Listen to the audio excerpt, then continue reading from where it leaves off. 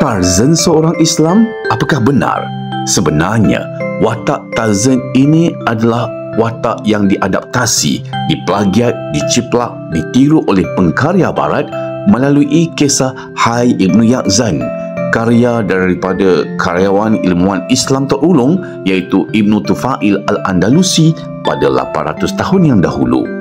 Maka jelaslah banyak watak-watak hero-hero animasi yang dicipta oleh barat majoritinya adalah berdasarkan kisah-kisah Islam.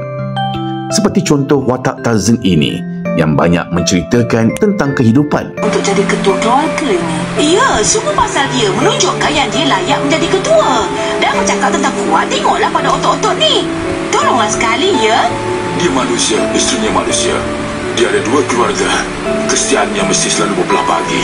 Tarzan dah pun banyak buktikan yang dia sangat ambil berat tentang keluarga ini. Ya, tapi kalau dia terpaksa pilih antara Jane dan keluarga ni, siapa dia akan pilih?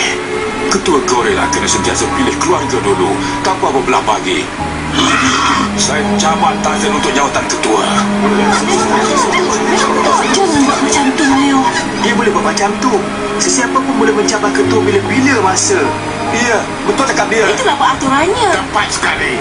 Awak memang berbakat, Boyo. Tapi awak belum bersedia untuk jadi ketua. Kita tengok ajalah dulu.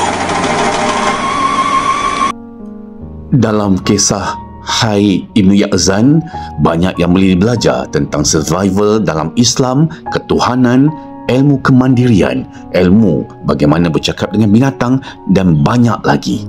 Dan ianya adalah ciptaan karyawan ilmuwan Islam Ibnu Tufail Al-Andalusi pada 800 tahun yang dahulu dan telah diciplak, diplagiat oleh pengkarya barat. Sesuatu yang kita kena ambil tahu tentang sejarah Islam.